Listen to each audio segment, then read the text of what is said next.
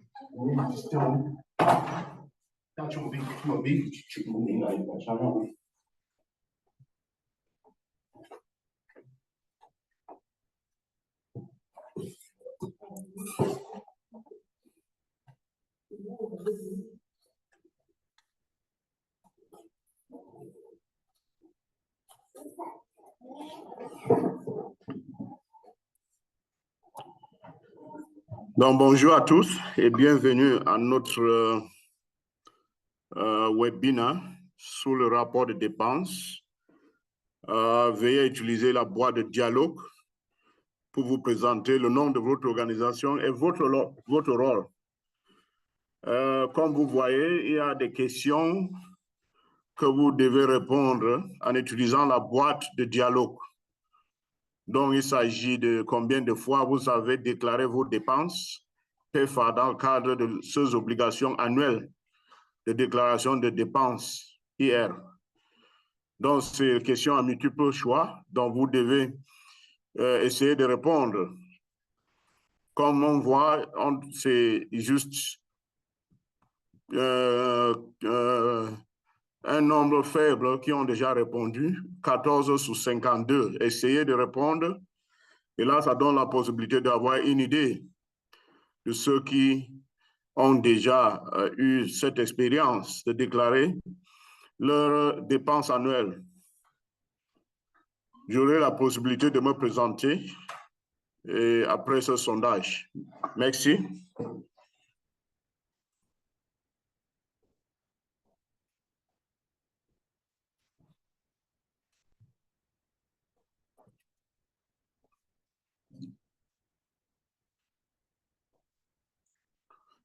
Donc, bienvenue à notre webinaire sur le rapport de dépenses pour l'année fiscale 2024.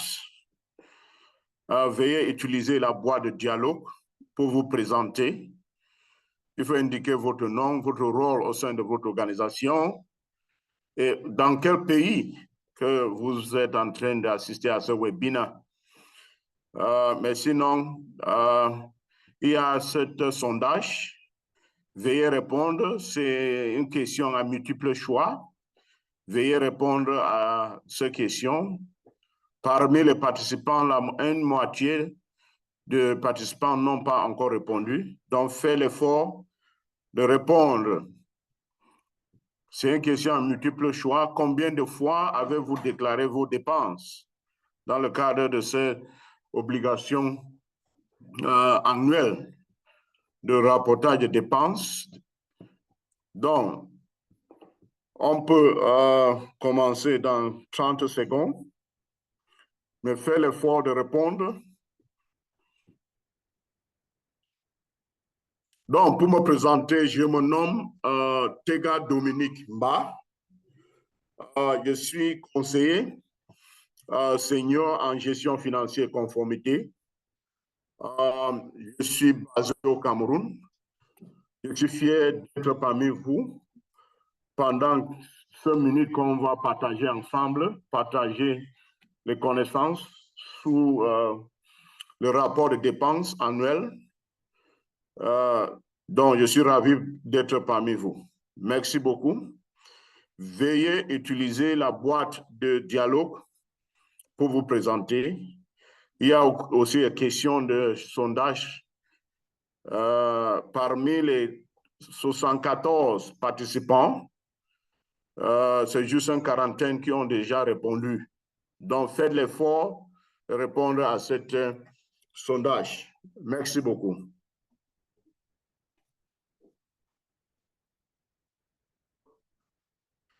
On arrête ce sondage dans 1 minute. Le temps de rattraper, faites l'effort de répondre à ce sondage. On est juste à 51% de participation. Faites l'effort de répondre.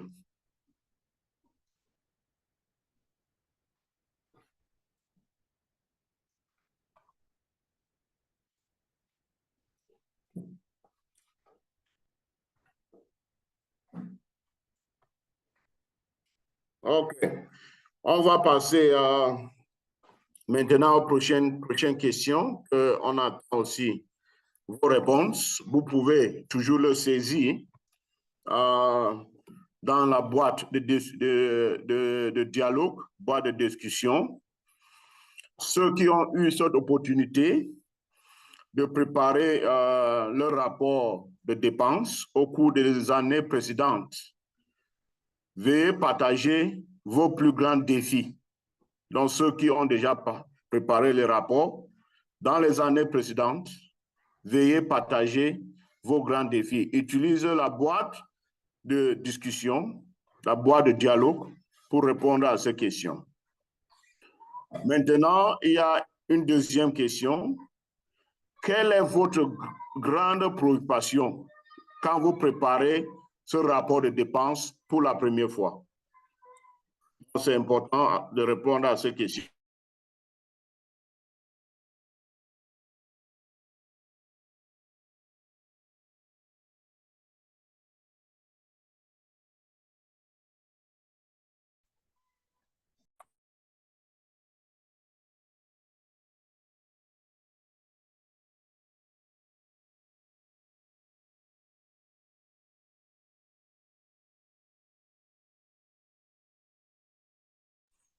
OK.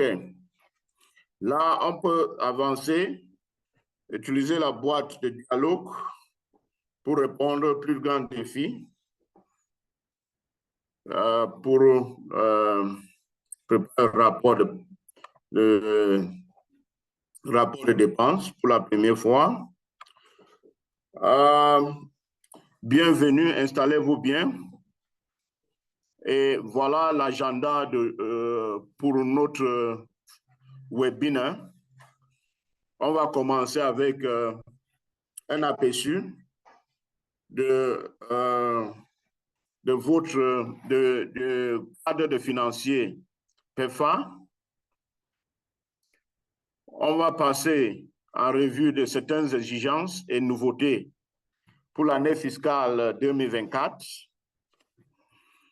On va s'échanger sur les ressources que les partenaires de mise en œuvre peuvent utiliser pour préparer leur rapport de dépenses.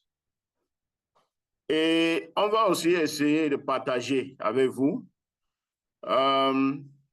l'utilisation de données financières par le gouvernement américain. Pourquoi cette exigence? Pourquoi mettre énormément d'efforts pour préparer ce rapport? Pourquoi organiser tout ce webinaire pour que les partenaires de mise en œuvre peuvent comprendre comment préparer ce rapport? Qu'est-ce qu'ils font avec les différentes données que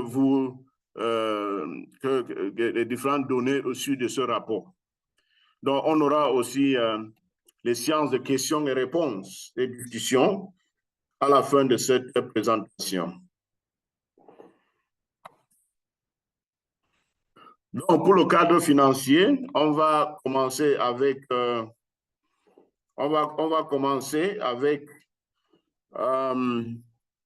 pourquoi ce cadre financier, pourquoi on doit rendre compte du budget, des dépenses, parce qu'à un certain moment, il faut déposer un plan de travail et après, il y a des rapports à déposer. Ici, ça donne la possibilité d'avoir une amélioration du programme, ça augmente la fiabilité et aussi, ça augmente aussi l'efficacité des différents programmes.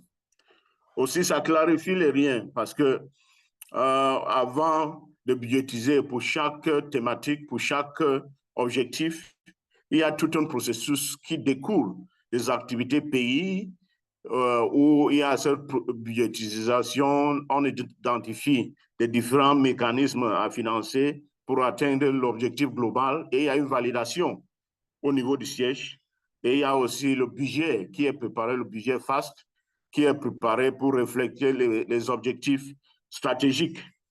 Donc, tout ça, c'est aussi important de savoir que vos efforts pour préparer les rapports, les efforts fournis pour préparer les plans de travail sont aussi utilisés au niveau du siège pour la prise de décision.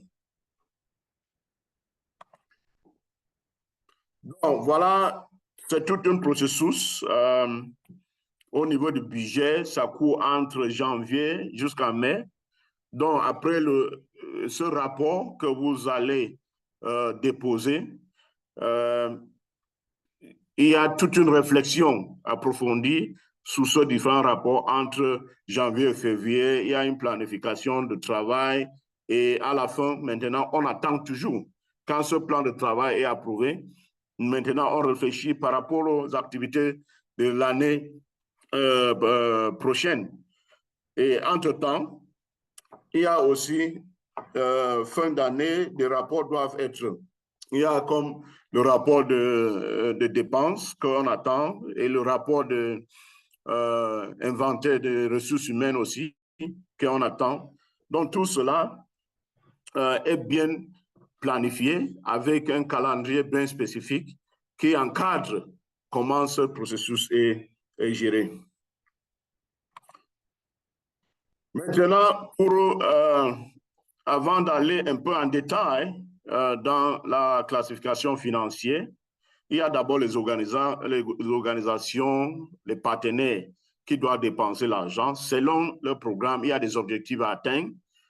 Et dans chaque programme, il y a un cible, il y a des bénéficiaires, ceux qui vont bénéficier, qui vont les cibles atteintes par chaque programme. Et maintenant, il s'agit de comment est-ce qu'on atteint ce cible. On doit interagir. Il y a les activités qui doivent se passer en direct avec les bénéficiaires. Il y a d'autres activités qui sont menées hors du site, peut-être à partir du siège, ou bien pour renforcer le système de santé et tout. Et en dernier lieu, il y a des activités qui sont chiffrées et ils ont un coût.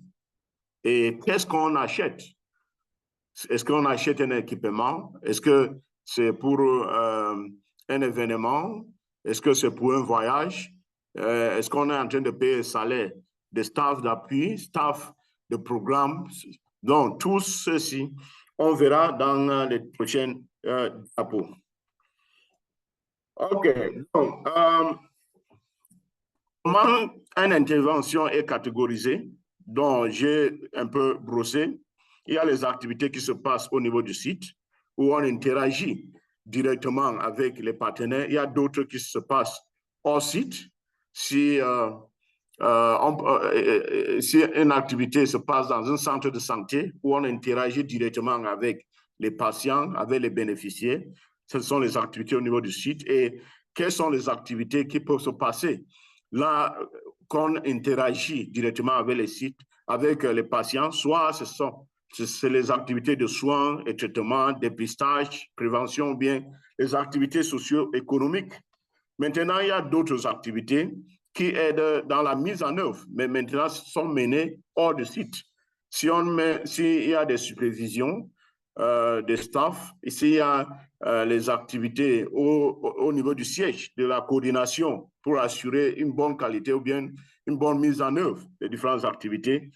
Et à la dernier niveau, il y a déjà des populations clés, les militaires, les enfants, populations non ciblées et tout. On aura la possibilité de rentrer un peu en détail pour voir pour chaque catégorie comment chaque catégorie de bénéficiaires, il s'agit de zones de programme, on aura la possibilité de rentrer un peu en détail par rapport aux différents domaines. Donc, voilà, quand il s'agit d'un mécanisme de mise en œuvre, ici, qu'est-ce qu'on voit? Un mécanisme de mise en œuvre, il y a un domaine de programme. De l'autre côté, on voit aussi les bénéficiaires. Donc, cela rentre dans ce qu'on appelle domaine de programme. Et tout ceci sont initiés au niveau des pays. Les différents mécanismes à financer et différentes cibles qui vont bénéficier des activités qui vont être menées sont discutées. Il y a des parties prenantes au niveau pays, au niveau communautaire, et le ministère de Santé qui réfléchissent. Et tous, quand ils arrêtent déjà les différentes interventions et tout, ceux-ci sont envoyés maintenant au niveau du siège où il y a une approbation. Et il y a une approbation et tout cela est chiffré selon les objectifs stratégiques. Et maintenant, les partenaires peuvent déjà commencer la mise en œuvre. OK, on commence avec une classification financière qui est plus élargie. Ici, c'est domaine de programme. Et quand il s'agit de domaine de programme, ils sont 6. Il y a certains domaines de programmes qui se passent au niveau du site. Comme j'ai expliqué au début, il y a la prévention, il y a les activités de dépistage, soins et traitements socio-économiques. Ça, ce sont les activités où le partenaire de mise en œuvre interagit directement avec les bénéficiaires. On aura la possibilité dans la deuxième classification pour essayer de comprendre quels sont les différents groupes de bénéficiaires. Maintenant, il y a les activités qui sont hors site, il y a des activités de gestion de programme. Ce qu'on doit retenir ici, c'est quand il s'agit de classification des programmes, ça c'est l'agrégation le plus large que PEFA tient compte. Et ce qu'on doit aussi retenir, il s'agit de 6 domaines, prévention, dépistage, soins et traitements, et les activités socio-économiques. Ça, ce sont les activités au niveau du site. Et maintenant, ce qui se passe hors du site. Et tout ceci, c'est lié, c'est pour atteindre ou bien maintenir et contrôler l'épidémie de VIH et SIDA. Donc, quand on parle d'un domaine de la prévention, on est en train de prévenir VIH ou SIDA. Si c'est le traitement, dépistage, tout est lié au contrôle de cette épidémie de VIH et SIDA. Donc, on va passer rapidement sur les activités qui se passent au niveau du site. Donc, il y a une prestation qui est où on interagit directement, soit dans les communautés, dans un centre de santé spécifique pour soit c'est le dépistage, soit c'est la prévention, les causeries éducatives et tout, qui se passe directement au niveau du site. Et des autres activités qui sont hors du site. Ici, qu'est-ce qu'on voit? Ce sont les activités de surveillance pour renforcer le système de santé, informatique, stratégique et tout. Donc, c'est que nous, on doit aussi retenir, comme je disais, il y a 4 de ce domaine de programme. Leur activité, ça se passe au niveau du site, mais 2 se passent au niveau de ce site où il y a la gestion de programmes. OK. Pour groupe de bénéficiaires, ça c'est deuxième classification. Donc, il y a population non ciblée, les enfants, adolescents et jeunes femmes, population clé, les femmes enceintes et tout. Donc, ça fait 7. Quand il s'agit de catégories de coûts, Ça, c'est ce qu'on achète avec les fonds de bailleurs. Soit on est en train de payer les salaires, c'est pour les voyages, les fournitures des équipements et tout. On va, avant de prendre quelques questions, voilà le modèle de rapport de dépenses qu'on doit renseigner. On commence toujours par le haut vers le bas. Pour chaque colonne, on commence toujours par choisir le domaine de programme. Après avoir choisi le domaine de programme, on passe au groupe de bénéficiaires. Donc, les deux là font une intervention et maintenant, on va rentrer dans la catégorie de coûts. Est-ce qu'on est en train de dépenser? C'est les salaires pour une intervention. Si on prend par exemple les activités de prévention, quels sont ceux qui sont ciblés par cette activité? Maintenant, après avoir choisi, maintenant, on va voir quelles sont les dépenses qui sont liées. Est-ce qu'il y a des staffs qui sont dédiés, qui sont dédiés à mener cette activité, qu'on pense que leur salaire doivent être reportés sur cette catégorie ou bien quoi? On pense que, donc, toutes les autres dépenses. Et à la fin, au dernier colonne, il y a des dépenses qui sont liées à chaque intervention.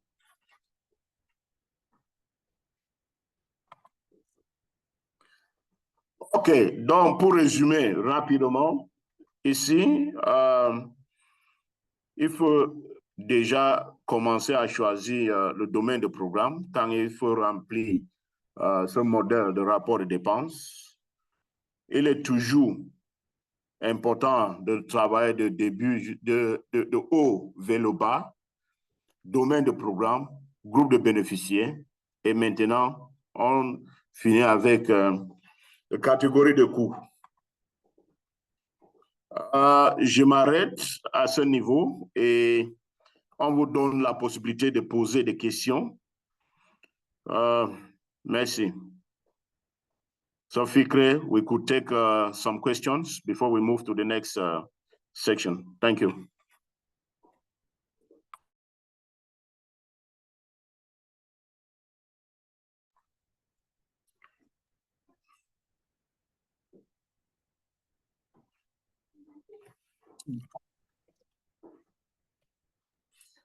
Okay, Dominic, are you able to pull up the Q&A? Yes, I'm able to pull.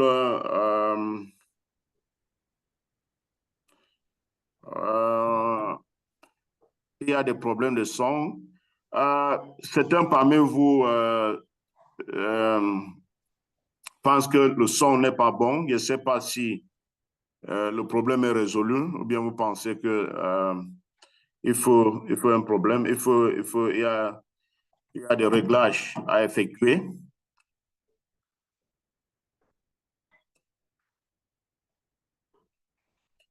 Quand on écrit le respect des normes et des procédures, moi, je n'ai pas bien saisi la question.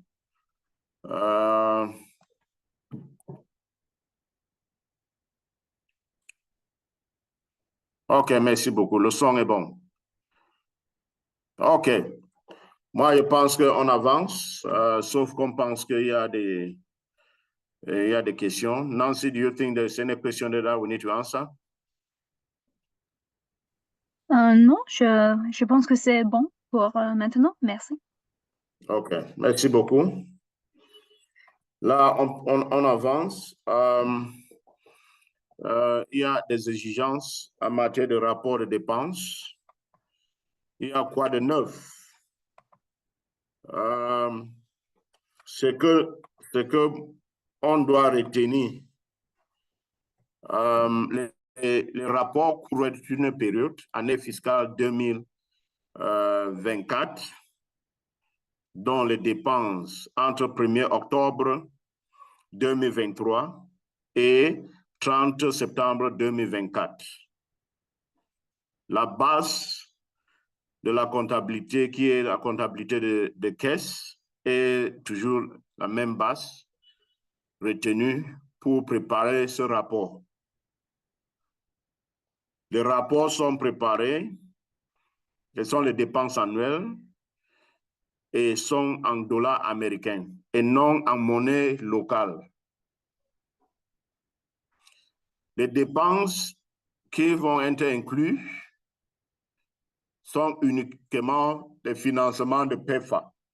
S'il y a des financements pour soit pour le même bailleur USAID, mais lié à une autre thématique, paludisme, s'il y a même des dépenses, si l'organisation est en train de gérer, ou bien le partenaire gère un autre projet, soit de Gates, c'est un projet VIH, pour le rapport de dépenses, c'est uniquement les dépenses sur un projet PEFA, pas d'autres dépenses. Un autre point à retenir, c'est le bénéficiaire principal qui est responsable de la complétude de ce rapport. Et il y a deux modèles, soit ce rapport est complété en ligne, soit on télécharge le modèle, on complète avant de télécharger sur le site. Et le site, c'est DayTeam. On aura la possibilité de voir comment ça se passe sur DayTeam. Donc, il y a cette possibilité et vous devez aussi retenir que c'est le bénéficiaire principal aussi qui doit télécharger les rapports de dépenses pour tous les partenaires éligibles. Donc, pour ses propres dépenses et les dépenses pour les sous-partenaires. Les sous-partenaires où ils ont un contrat et ils ont dépensé pendant l'année fiscale 2024. Donc, il y a les guides de référence qu'on peut retrouver sur DayTeam qui peuvent ajouter, qui peuvent mieux orienter les participants, les organisations, comment, quand il s'agit de domaines de programme, des différents bénéficiaires et catégories de coûts, il y a quand même des guides pour aider la compréhension. Mais ce qu'on doit aussi rappeler, c'est le bénéficiaire principal qui doit remplir ce modèle, le modèle de dépenses qu'on vient de voir avant la séance de pose ces questions. Et quand il s'agit de sous-bénéficiaires qui ont dépensé moins de 25 000 $, soit c'est le sous-bénéficiaire, soit c'est le partenaire qui doit compléter son rapport. Mais son rapport est détaillé par intervention. Donc, intervention, là, on choisit juste le domaine de programme et on choisit le bénéficiaire. On s'arrête à ce niveau. Et quand il s'agit de les sous-récipiendaires qui ont dépensé plus de 25 000 $, ils doivent compléter leur rapport. Les sous-bénéficiaires qui ont dépensé plus de 25 000 $ doivent compléter leur modèle de rapport de dépenses en détaillant la catégorie de coûts. Même chose comme si c'était le bénéficiaire principal. Mais ce qu'on doit retenir, même si c'est un sous-bénéficiaire qui a dépensé moins de 25 000 $ ou bien plus de 25 000 $, leurs formulaires doivent être envoyés auprès du bénéficiaire principal pour révision et soumission dans DayTeam.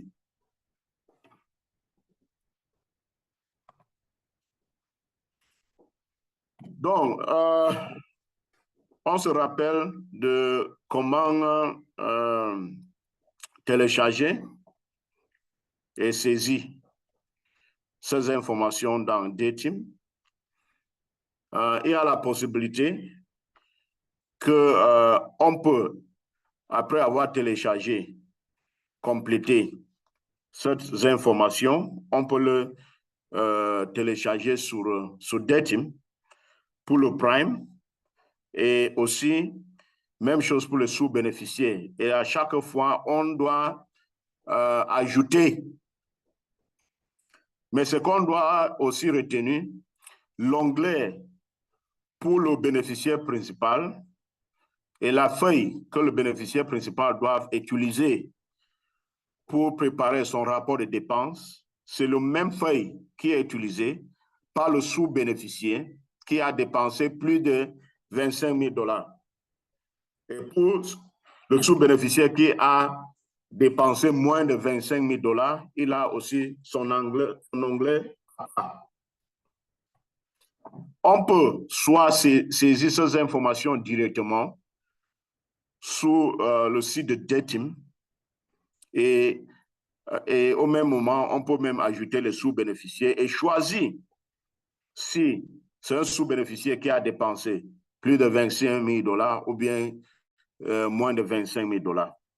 Donc, il y a cette possibilité. Soit on peut décider saisir directement les dépenses du bénéficiaire principal.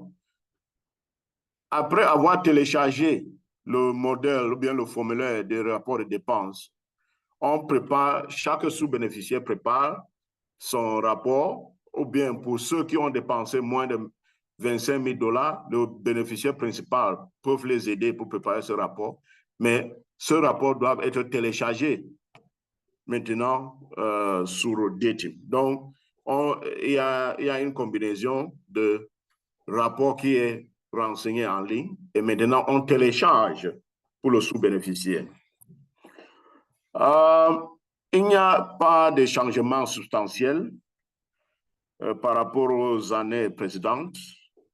Et ce que nous, on devait aussi retenir ici, il y a les guides sous DETIM par rapport, qui donnent les informations spécifiques par rapport au domaine des programmes, des bénéficiaires et tout. Et tout ceci, c'est juste pour éviter le chevauchement.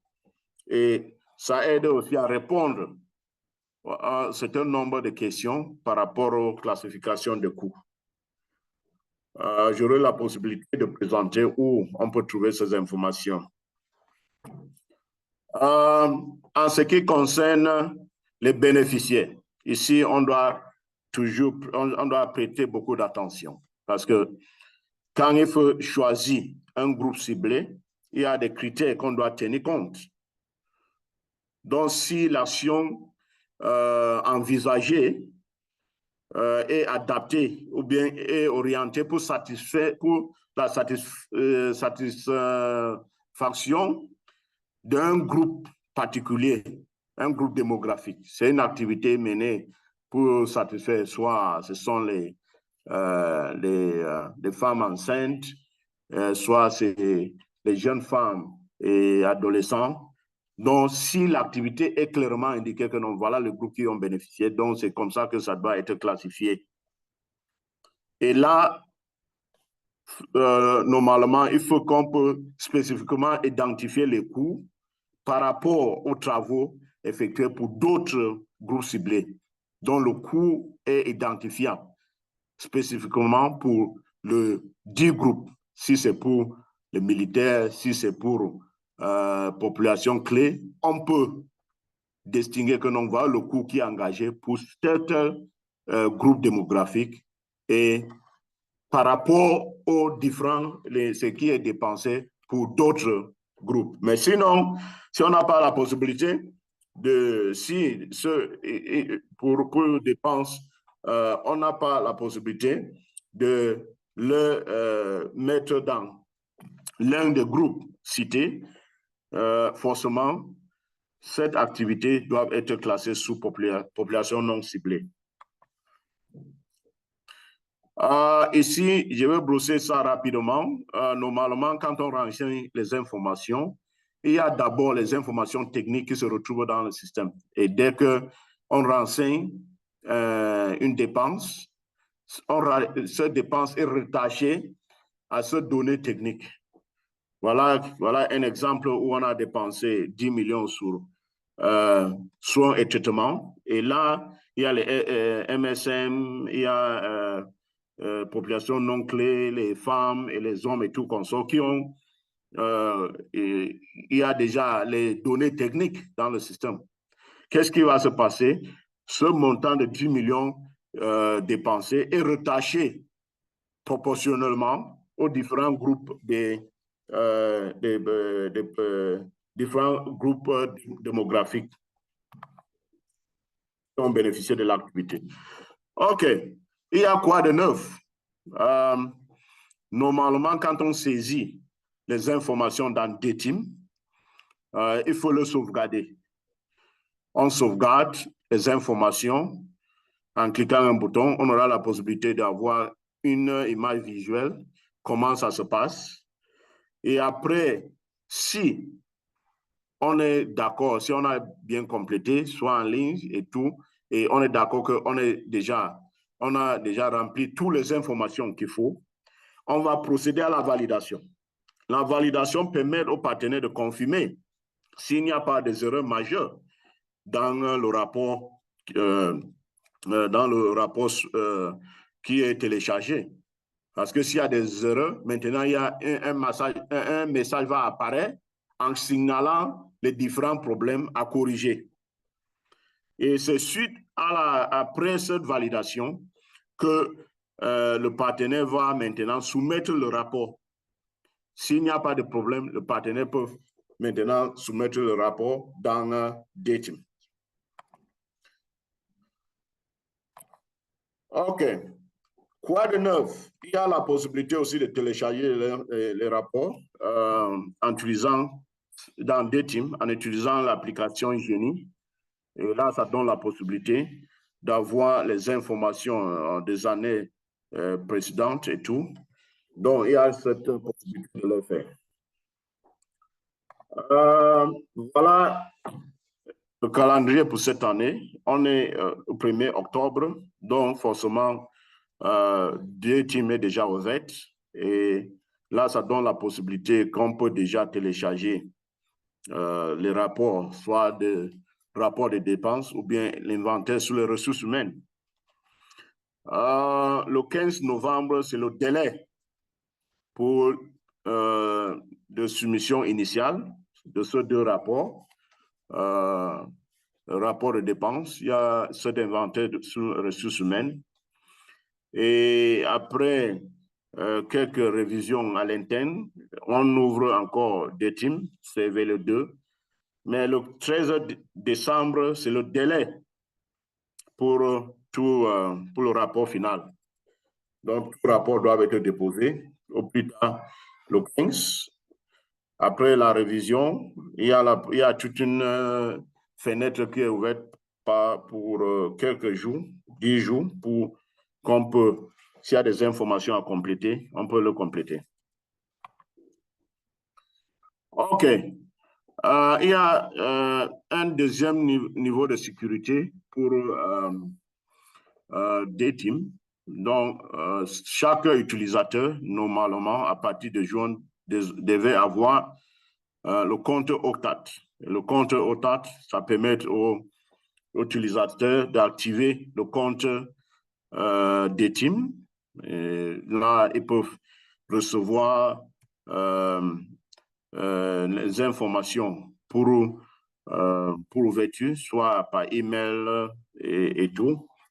Donc, si vous devez réactiver votre compte, forcément, vous devez avoir ce compte OCTAT. OK.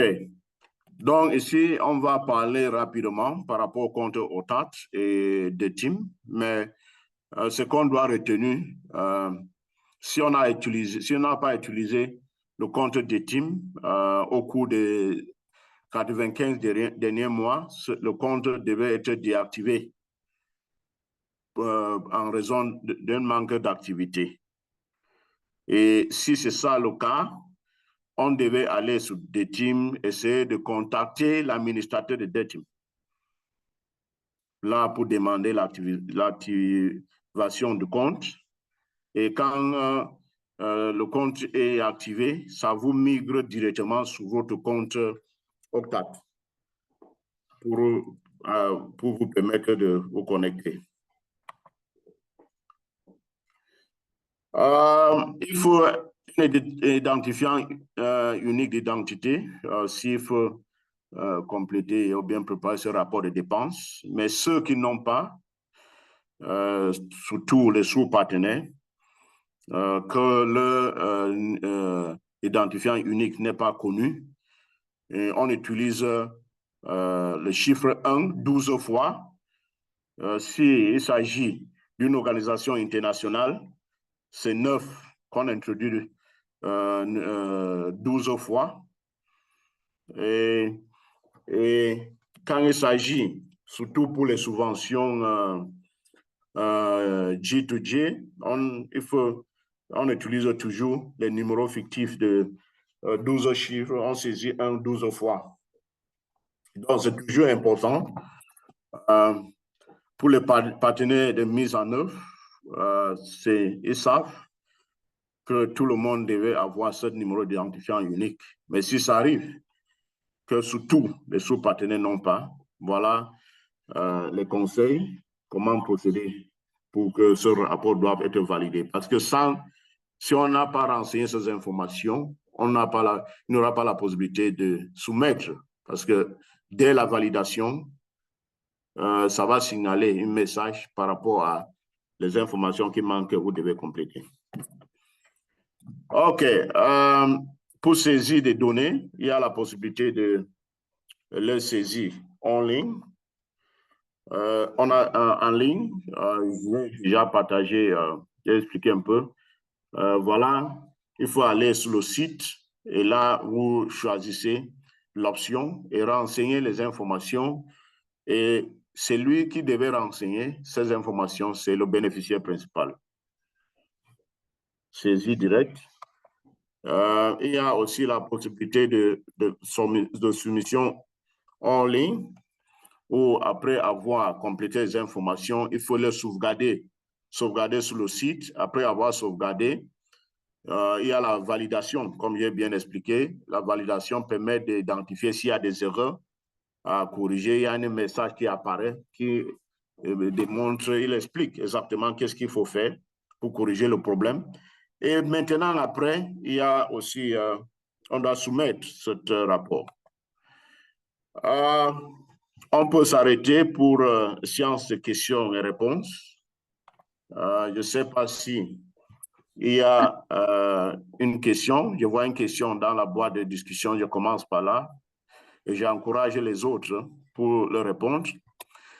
Je viens de lire maintenant que le rapport doit être directement sous des teams. Pour les nouveaux partenaires dans la localisation, est-ce qu'il est prévu un training pour une bonne utilisation de DTIM? Personnellement, je ne sais pas à quoi ça semble. Si je peux répondre rapidement, dans chaque pays, il y a les missions de USAID. Parfois, ils organisent des formations sur des teams, comment les utiliser, comment créer un compte et tout. Et là, ça donne la possibilité que chaque organisation peut créer un compte. Ils ont peut-être 1-2 personnes qui peuvent facilement accéder à ce compte parce que c'est dans ce compte où il faut télécharger le plan de travail. C'est dans ce compte qu'il faut aussi télécharger le rapport de dépenses. Mais parmi les ressources disponibles sur le site, sur ce site de DTIM, il y a quand même c'est un guide qui peut vous permettre de comprendre comment utiliser ce rapport de DTIM. Ce que je vais finir par éclairer ici, c'est vous n'avez pas l'obligation de renseigner en ligne vos rapports. Ça, c'est un choix. Vous pouvez décider de télécharger ce modèle complété avant de le télécharger sur le site de DTIM. Et là, il y a la phase de validation avant de le soumettre. OK. Merci. Deuxième question. Actuellement, si un utilisateur n'a pas de compte dans DTIM, dans Octat, que fait? Où trouve de l'aide? Comme j'expliquais, si on passe sur le site de DTIM, il y a la possibilité de créer ce compte. Et quand on crée ce compte, et là, il y a aussi une obligation pour pour un deuxième niveau de sécurité sur le site de Octat, où vous devez aussi avoir pour la validation. Donc, on commence toujours avec le compte DTIM avant d'aller vers le compte Octat. Le Octat, c'est juste moyen de sécuriser le compte. Ceux qui utilisent Microsoft peuvent aussi témoigner. À un certain niveau, il y a un deuxième niveau de sécurité. Parfois, on envoie le message par SMS et il y a aussi la possibilité de valider et d'envoyer les informations aussi par Authentication ou bien Authenticator. Moi, je pense que notre collègue Jeffrey, ça, c'est sa spécialité. Donc, voilà ce que moi, je peux vous partager par rapport à cette question.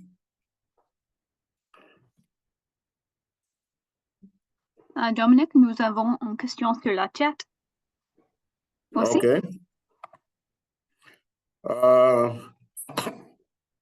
OK. Dans le canevas de reportage de bénéficiaires principaux pour le financement PFA, quelles sont les exigences, limites autorisées en matière de variation sous consommation ou sous-consommation? Moi, d'après ma compréhension,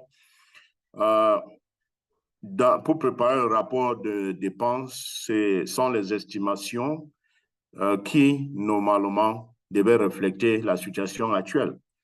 Je ne veux pas dire que si vous dépensez, s'il faut rapporter plus de ce qui a été budgétisé, il ne faut pas. Moi, je ne suis pas qualifié pour vous dire. Où il y a peut-être un certain nombre de... où je pense qu'il y a des limites. Est-ce qu'à la fin, vous dépensez au-delà de l'enveloppe totale du budget? Et c'est la même chose aussi pour les subventions en montant fixe. Est-ce que vous pouvez dépenser plus que les jalons, plus que ce que vous avez reçu, comme les milestones? Là, je ne veux pas dire qu'il y a quand même certaines exigences par rapport aux limites autorisées de variation. Mais estimer, faire une estimation raisonnable qui peut refléter les dépenses selon les différentes interventions. Et quand il s'agit de catégories de coûts, c'est là, moi, je ne pense pas qu'il y a beaucoup de problèmes. C'est là, quand il s'agit maintenant de reporter par rapport au groupe démographique ou bien ces interventions, c'est là qu'il nécessite un peu de travail. Merci beaucoup. Entre les lignes budgétaires, je veux dire, moi, je sais qu'il y a quand même une exigence pour modifier des budgets. Quand il s'agit de les normes obligatoires, si ce n'est pas 10%. Mais moi, j'aimerais vous référer aux gestionnaires qui sont ceux qui sont mieux outillés, qui maîtrisent mieux la situation, qui peuvent aussi vous aider. Quelle est la variation? Parce que c'est eux qui valident, c'est eux qui apprécient votre niveau de consommation et tout. Je peux dire non, 10% pour catégorie de coûts et tout, mais qu'est-ce que le gestionnaire veut et tout. Donc, mais sinon, moi, je pense que si on signe l'accord avec le bailleur parmi les conditions incluses dans la subvention, il y a quand même un aspect qui couvre les modifications et tout ce qui va avec les avenants, quand il faut une révision budgétaire et tout, les différentes conditions. Et on peut dire, OK, si un staff clé est absent pendant une période, soit c'est 3 mois et tout, ça, ce sont les choses qui sont clairement écrites et qu'on peut voir peut-être dans les subventions. Mais utilisez votre accord, votre contrat avec le bailleur comme guide et essayez de respecter s'il y a des zones d'ombre. Peut-être le bailleur peut, eh bien le gestionnaire, le EOR, ou bien le EO, ils sont mieux placés pour répondre, bien pour répondre à vos préoccupations. Merci beaucoup.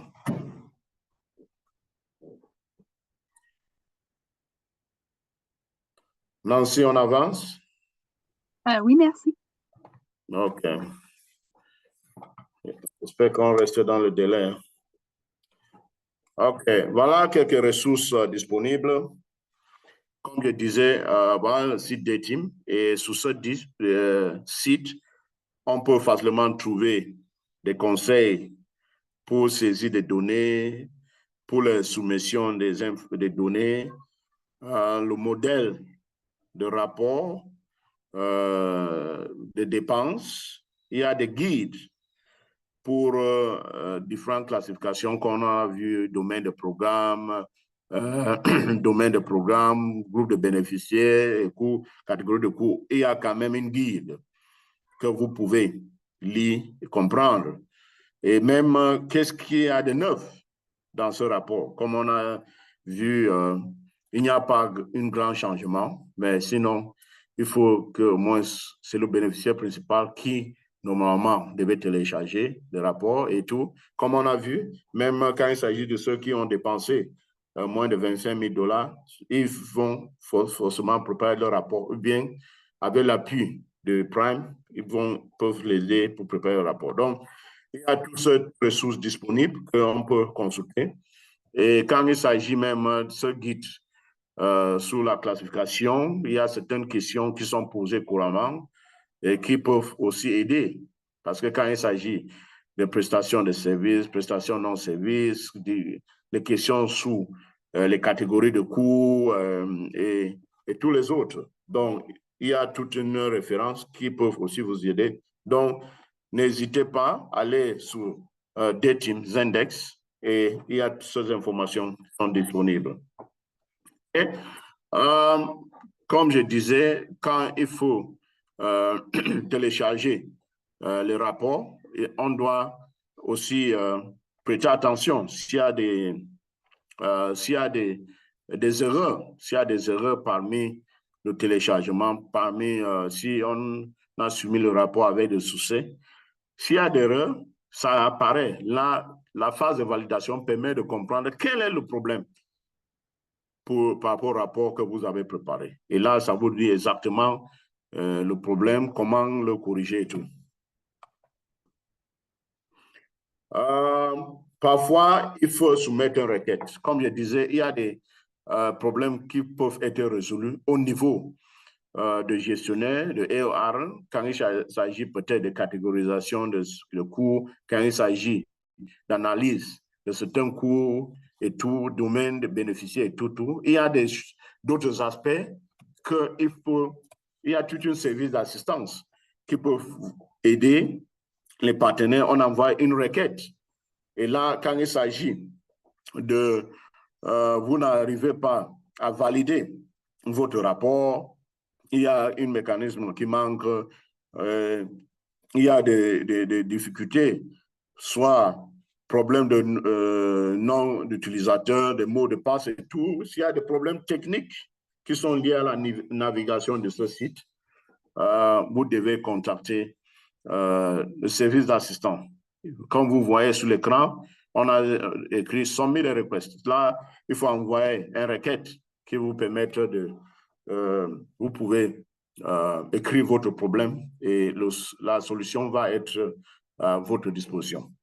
Donc, comme je disais, DTIM est déjà ouvert, donc vous pouvez les accéder. Il y a des ressources, il y a des fiches de référence, il y a des guides pour soumission, classification, comme on expliquait. Et il y a aussi les meilleures pratiques pour les rapports des partenaires. Il y a des cadres de qualité de données. Donc, on aura la possibilité vous avez la possibilité d'accéder à toutes ces différentes ressources qui sont disponibles dans vos différents pays. Les équipes de pays peuvent, vous pouvez les contacter pour demander une copie de ces ressources. Mais sinon, au niveau du siège de USAID, il y a des personnels qui peuvent aussi aider pour fournir des supervisions, des assistants techniques de haut niveau quand il s'agit des analyses et utilisation de données. Si vous avez plus de questions par rapport à ce domaine, ils sont là pour vous aider. Quand il s'agit de définition et de catégorisation des domaines de programmes, de catégories de coûts et tout, il faut acheminer vos questions vers vos COR, ils vont vous aider. Mais quand il s'agit de problèmes qui sont relatifs à l'utilisation du système des teams, peut-être erreur de téléchargement, vous avez oublié votre mot de passe et vous n'arrivez pas à télécharger les informations comme il faut et tout, ou bien vos rapports, les données ne sont pas visibles, veuillez utiliser le service technique de DTIM pour envoyer une requête. Je pense que vous pouvez, est-ce qu'il y a des questions que vous pouvez poser à cet instant? Je vois la boîte de discussion, la boîte de questions et réponses. J'ai personnellement pas de problème à travailler en anglais, mais mon souci, c'est par rapport au personnel francophone. Existe une version de mode d'utilisation en français.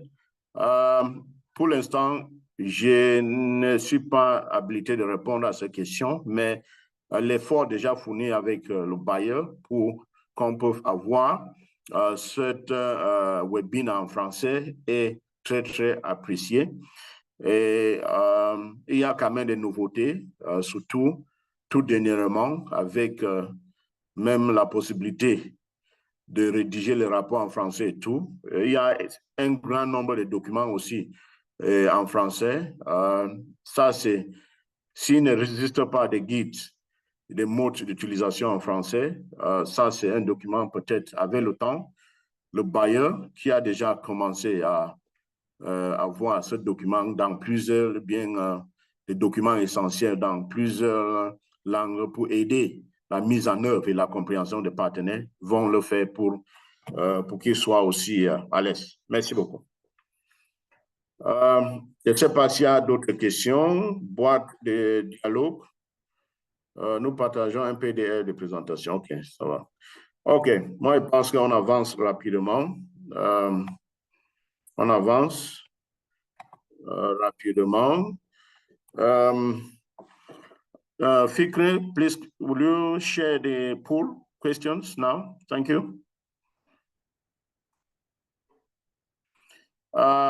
S'il vous plaît, chers participants, voilà encore un autre sondage que vous pouvez répondre. C'est si on dit, disons, 1 minute 30 secondes pour qu'on peut répondre. Parmi les 139 participants, fait l'effort de répondre à cette question. Dans quelle mesure vous sentez-vous prêt à rendre compte de vos dépenses de cette année? Très confiant, un peu confiant, je suis nerveux et confus et je ne sais pas du tout par où commencer. Vous avez 1 minute.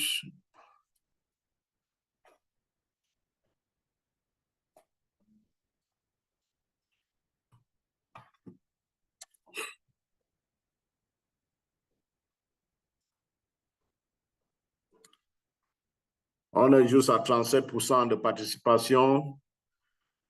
S'il vous plaît, faites l'effort, participez.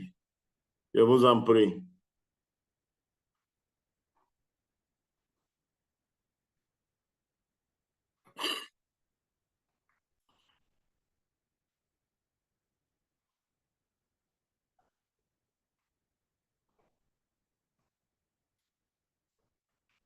« 43%.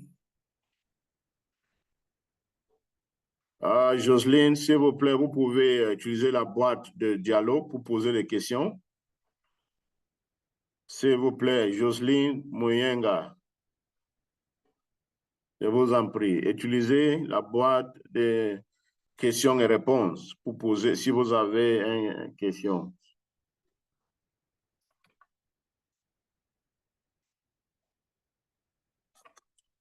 Est-ce que c'est possible de le faire?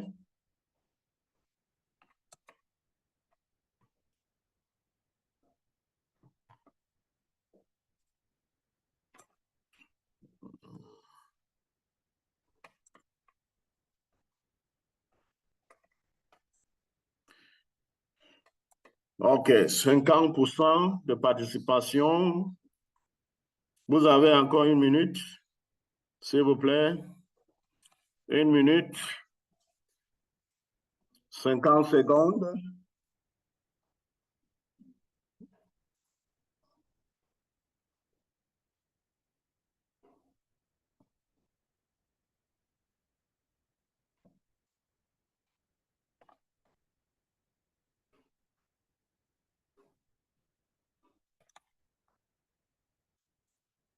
« 51%. OK. Moi, je pense que il y a toute une grande majorité qui sont confiants, qui sont peu confiants. Et voilà pourquoi nous sommes ensemble pendant cette webinaire pour aussi aider la compréhension. Merci beaucoup. Moi, je pense qu'on peut avancer.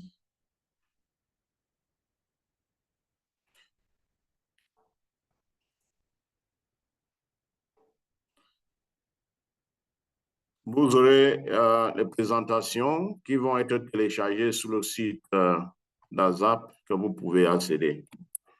Donc, ne vous inquiétez pas, vous aurez ces présentations.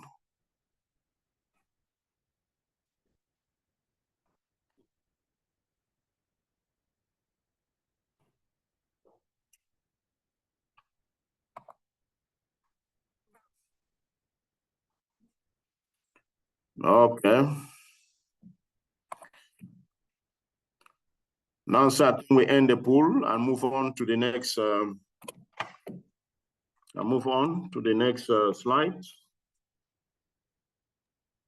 You can move the slide forward, yes. Okay. Thank you.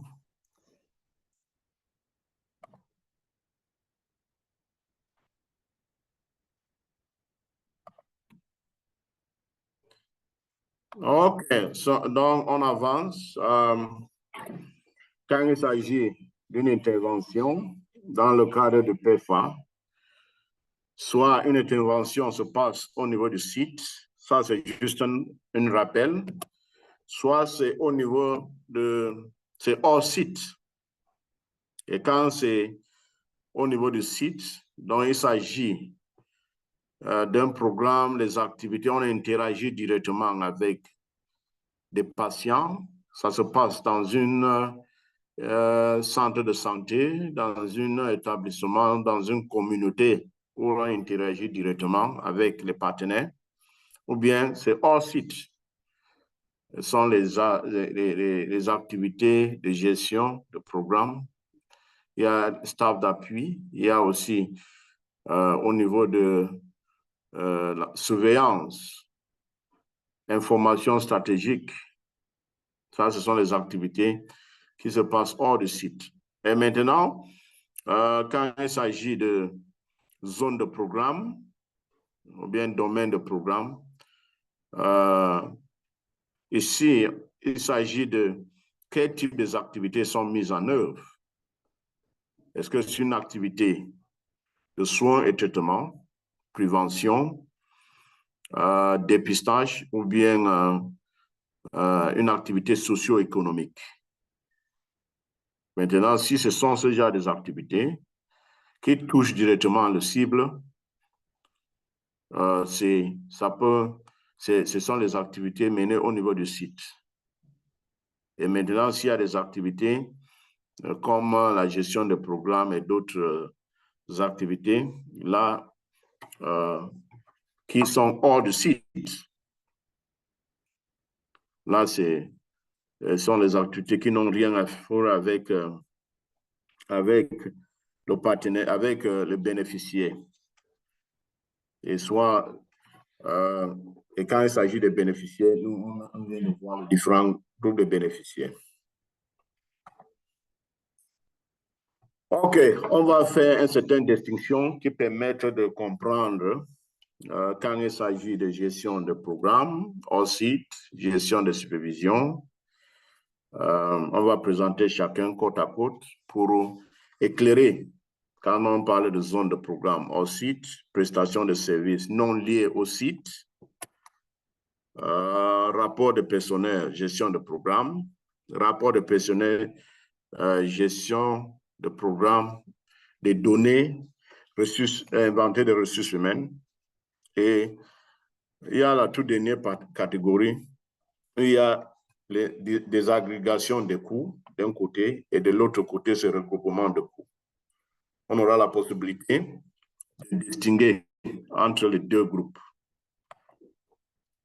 Quand il s'agit des activités au niveau de gestion au niveau du site,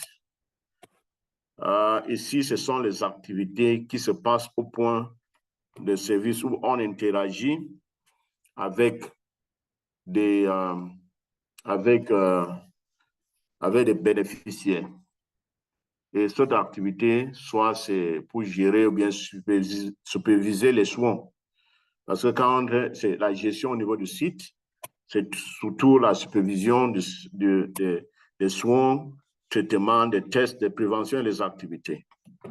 Prenons une activité clinique qui se passe dans un centre de santé.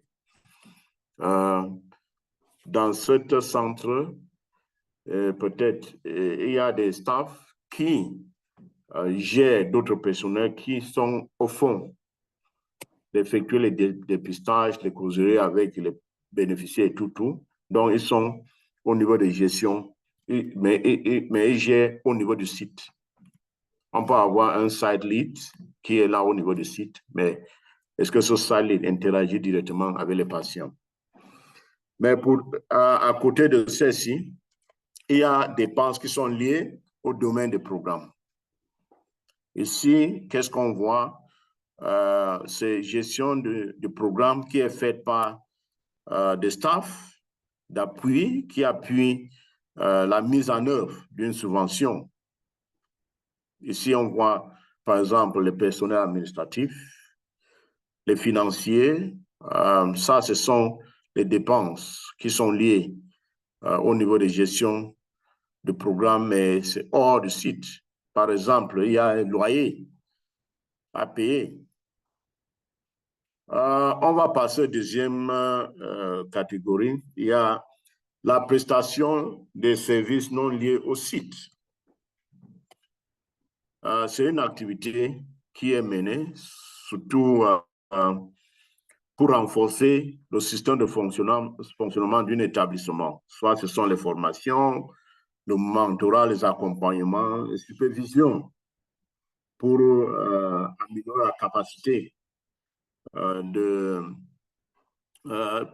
la capacité de gestionnaire du site, si je peux dire comme ça, gestionnaire du site, ou bien ceux qui travaillent au niveau du site. Par exemple, on va avoir peut-être les agents de santé communautaire, et ils doivent suivre une formation les agents de santé communautaire sont au niveau du site, mais ils suivent une formation pour renforcer leur capacité pour qu'ils peuvent mieux travailler. Et là, c'est une formation, ça n'a rien à faire avec leurs activités quotidiennes qui concernent le partenaire, le bénéficiaire, où ils doivent interagir directement. De l'autre côté, programmation hors site, ici, ce sont les activités qui sont liées pour renforcer le système de santé, soit au niveau national, il y a la surveillance de ce système de santé. Quand il s'agit d'inventaire de ressources humaines, ici, ce sont les salaires, les avantages sociaux qui sont associés à la gestion et opération de la subvention. Donc, ici, qu'est-ce qu'on voit? Il y a des finances, dépenses liées aux finances, l'administration, le soutien et tous les autres. Pour rapport de dépenses, budget, personnel de gestion de programme, ici, qu'est-ce qu'on voit? C'est le coût pour les partenaires qui sont associés dans la mise en œuvre. Ici, on voit aussi les salaires, les avantages en nature. Et là, on repartit entre soit le bénéficiaire principal et d'autres acteurs, selon leurs besoins. Cette troisième distinction sont les aspects qui peuvent aussi causer confusion quand il faut préparer ce rapport de dépenses. Il y a aussi dernier élément qu'il s'agit de groupement des interventions. Parfois, il faut grouper une petite intervention. Parfois, il y a le dépistage qui est effectué. Et maintenant, il faut grouper avec peut-être une autre activité. Dans ce cas, comment vous allez rapporter? Dans d'autres cas, on doit aussi désagréger les interventions. Soit c'est une activité de prestation de services, de l'autre côté, il y a un non-prestation de services et tout comme ça. Donc, quand on groupe les interventions, il y a quand même une réduction de précision. Parce qu'on peut mener une activité où soit il y a les activités de prévention qui sont jumelées avec les activités de dépistage. Maintenant, comment est-ce que, si cette distinction n'est pas faite au début, où on peut savoir exactement combien a été dépensé, combien est planifié pour les activités de prévention, combien a été planifié pour les activités de dépistage. À la fin, s'il faut reporter ces dépenses, ça réduit les précisions sur ces dépenses parce que ça, c'est deux domaines différents. Quel domaine va finir par supporter cette dépense engagée? Mais sinon, la meilleure manière, c'est de désagréger. Et là, ça peut aussi donner une évidence étendue sur les précisions, l'estimation de coûts partagés et tout. Et là, on peut déjà savoir le coût encouru par l'activité, par les différentes activités.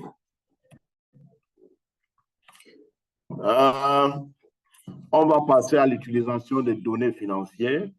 Les efforts fournis par les partenaires locaux sont utiles pour la planification de bailleurs. Donc, faire l'effort, continuer à fournir l'effort pour envoyer, soumettre les rapports avec plus de précision qui peuvent aussi aider dans la prise de décision. Donc, quand ces rapports sont déposés, pendant janvier jusqu'à mars, c'est une période de réflexion du bailleur par rapport à toutes ces différentes données. Si leurs investissements est en train d'atteindre les objectifs, les cibles escomptées et tout.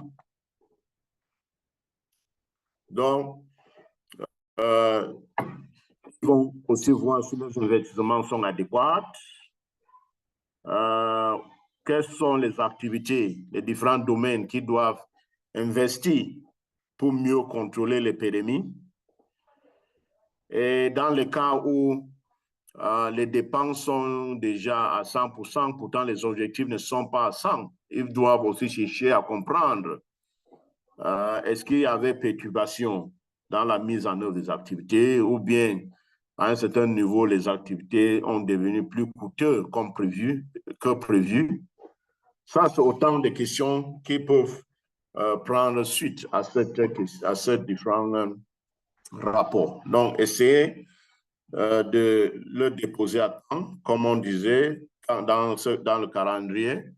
Des teams est déjà ouvert et vous avez jusqu'au 15 novembre de déposer ce rapport.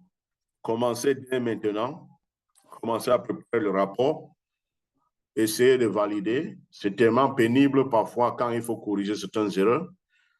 Et n'oublions pas qu'on est en train de préparer un rapport qui couvre une période précise. Octobre 2023 jusqu'au 1er octobre jusqu'au 30 septembre 2024. C'est la comptabilité de la caisse et le rapport est préparé en dollars. Et tous les partenaires de mise en œuvre doivent préparer ce rapport, même si les sous-partenaires qui dépensent moins de 25 000 $, si vous avez les partenaires qui dépensent plus de 25 000 $, eux tous devaient préparer le rapport, vous envoyer au niveau du bénéficiaire principal pour la revue de qualité, pour la révision, avant de le soumettre dans le DTIM.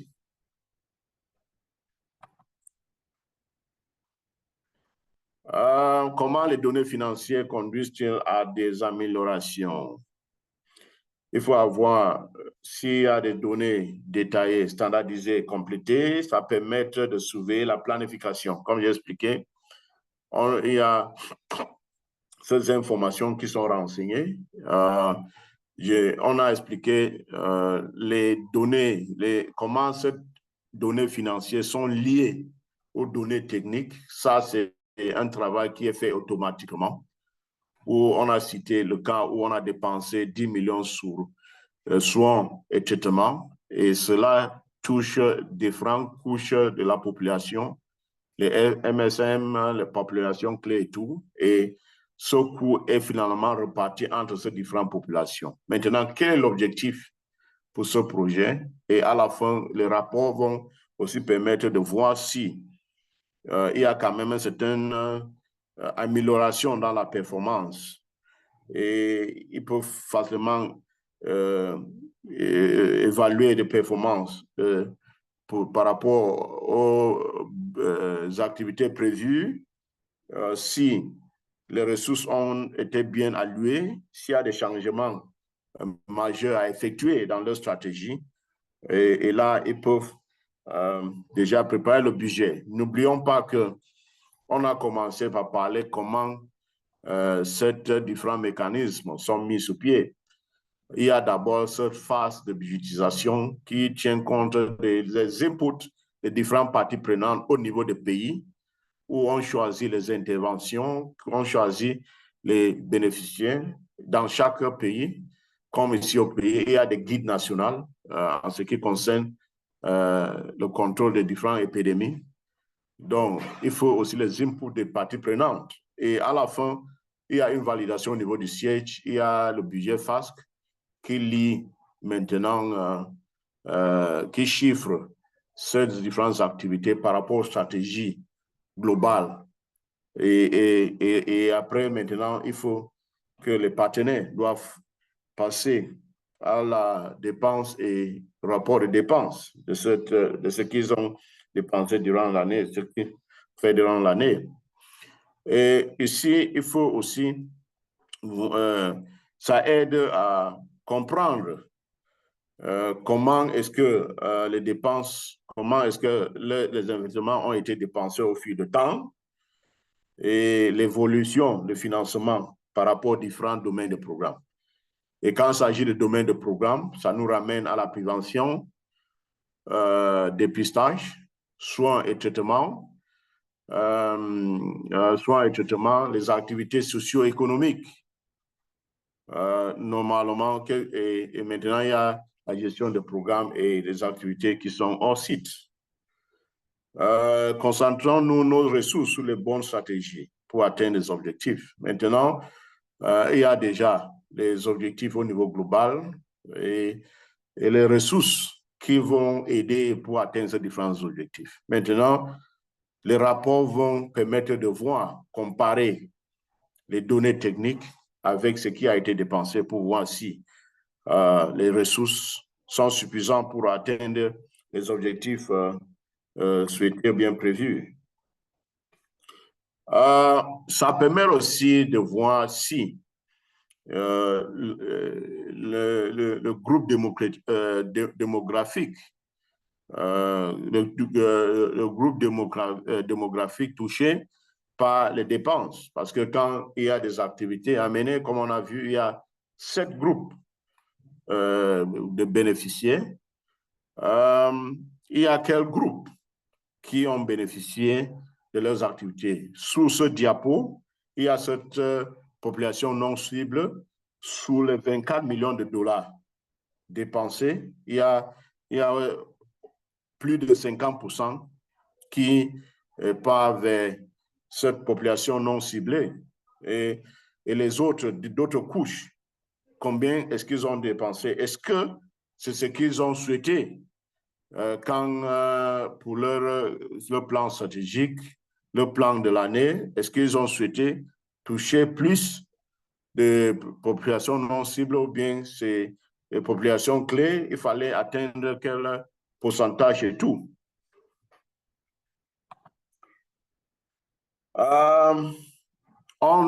Ça permet aussi de voir si, comme je disais, si les ressources leur permettent d'atteindre les objectifs, les cibles de population et aussi, ça peut aussi les aider de voir s'il faut réorienter les investissements au cours de prochains exercices financiers pour avoir une plus grande succès dans leur programme.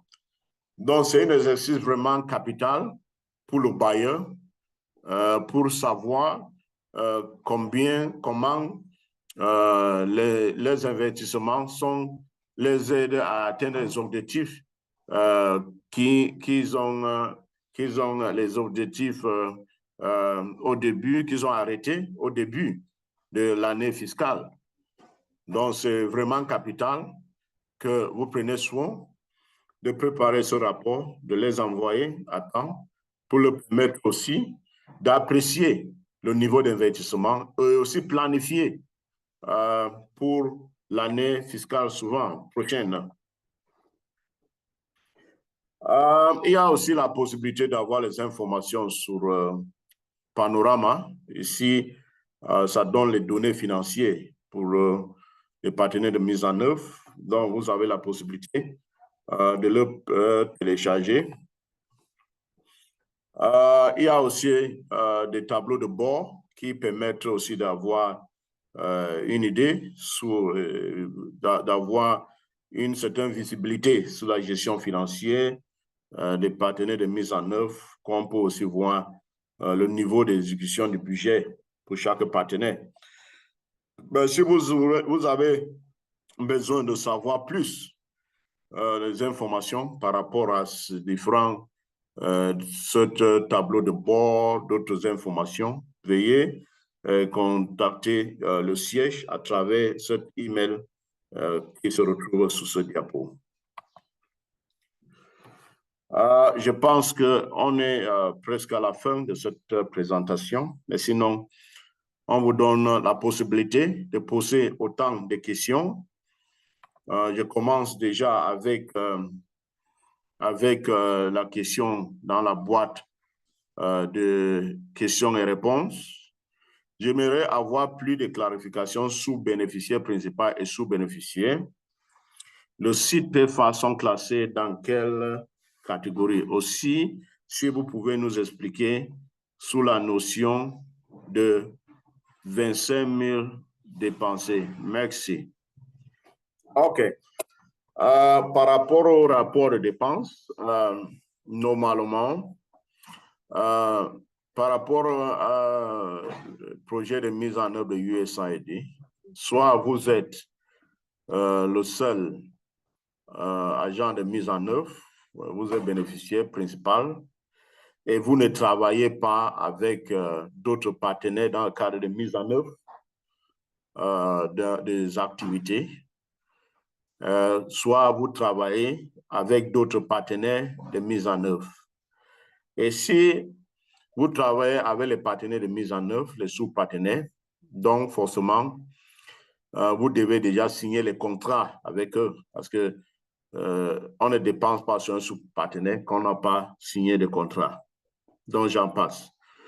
Et normalement, dans la conception, dans l'élaboration de votre projet, si c'est prévu que vous devez travailler avec les sous-bénéficiaires, ils ont alloué des budgets qu'ils doivent dépenser durant l'année. Comme on est en train de parler d'un rapport de dépenses pour la période de 1er octobre de l'année fiscale 2024, 1er octobre 2023 jusqu'au 31 septembre 2024, 24, donc forcément, voilà la période où on doit faire le rapport. Et pour chaque sous-bénéficiaire qui a déjà dépensé, parce que ici on ne parle pas de budget, c'est que le sous-bénéficiaire a dépensé plus de 25 000 $. Quand ce sous-bénéficiaire dépense plus de 25 000 $, normalement, ce sous-bénéficiaire devrait compléter ou bien remplir son formulaire de dépenses de rapport.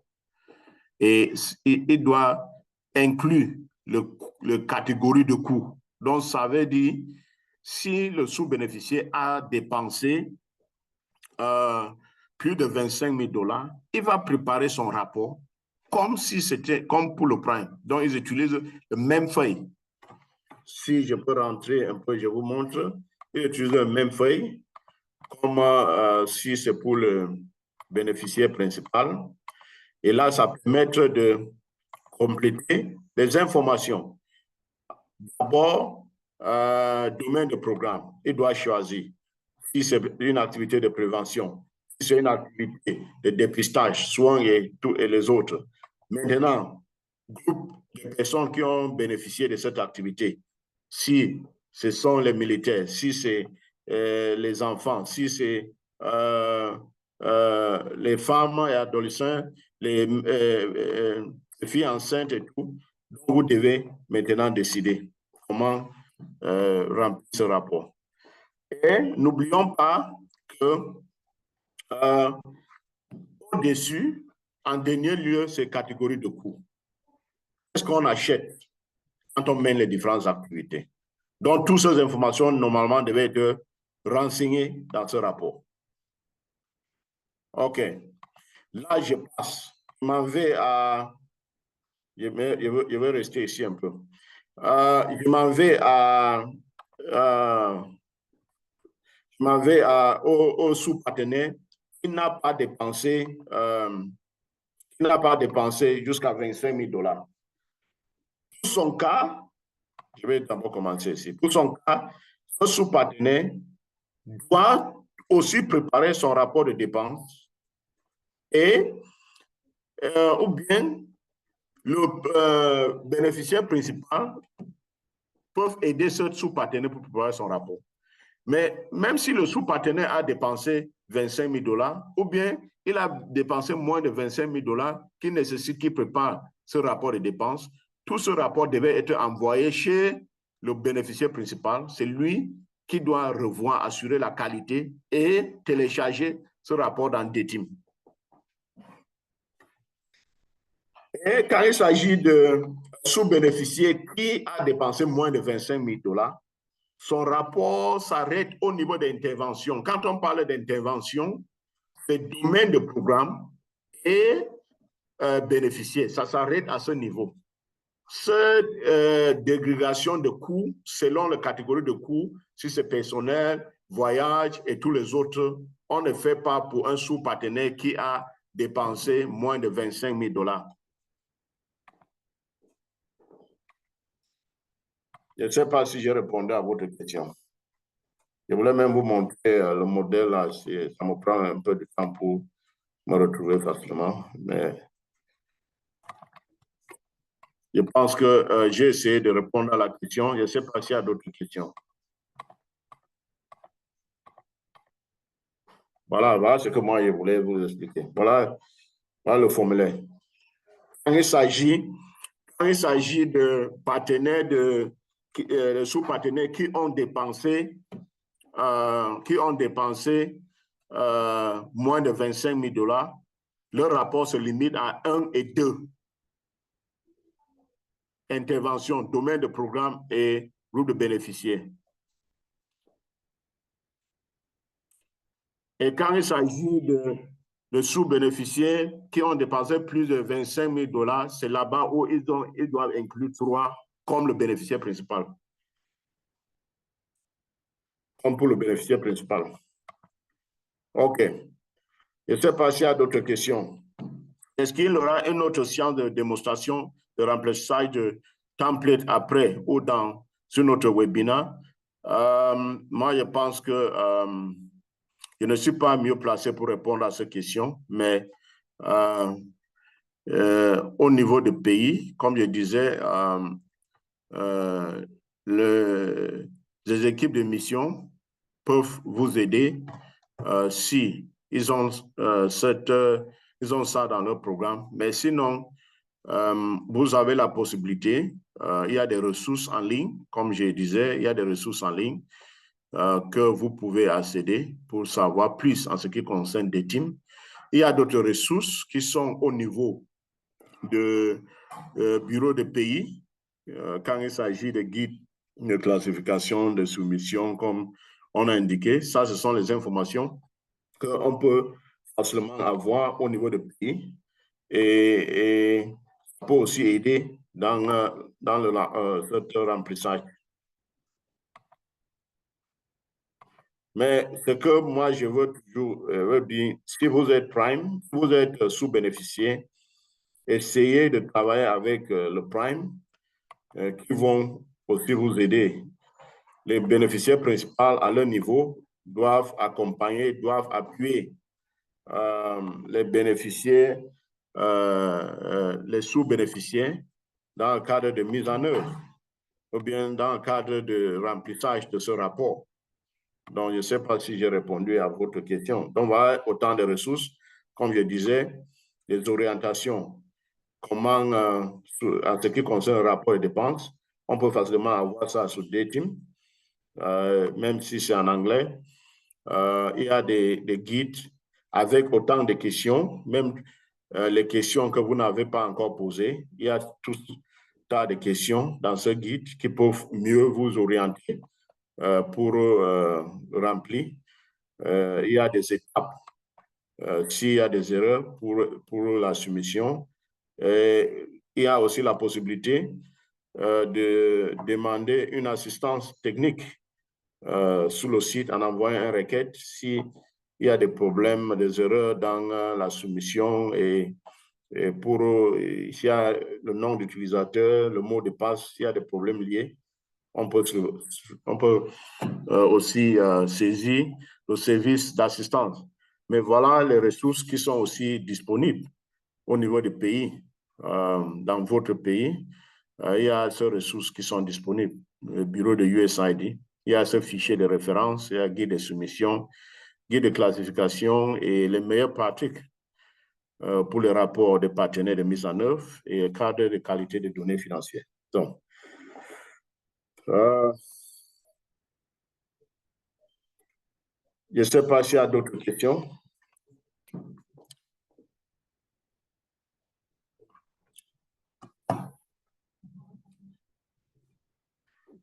We have no more questions right now. Are there any other questions? Non, pas maintenant. Moi, je pense que s'il n'y a pas de questions, je ne sais pas si je veux juste vous remercier pour tout ce temps qu'on a passé ensemble. Merci pour votre patience. J'espère que cette session vous a aidé et on souhaite vous avoir, si Dieu le permet, dans d'autres séances de formation. Mais je saisis cette opportunité pour vous rappeler, il y a une autre webinaire sur inventaire des ressources humaines pour la santé. Cela va se passer dans 2 jours, le 3 octobre, même heure. Donc, soyez nombreux. Et là, on va encore partager ensemble quelles sont les exigences et comment préparer ce rapport. Ces 2 rapports ont le même délai. N'oublions pas ce délai. 15 novembre, c'est le délai pour la soumission de ce rapport. Donc, on commence dès maintenant. Des teams est ouvertes à partir d'aujourd'hui. Et on attend quand on va ouvrir des teams, c'est vers 2 décembre, en attendant la soumission finale le 13 décembre. Donc, je peux ajouter par vous souhaiter bonne chance dans vos rapports pour le rapport des dépenses pour l'année fiscale 2024. Merci beaucoup. À vous, Nancy. Merci à tous pour ce jour.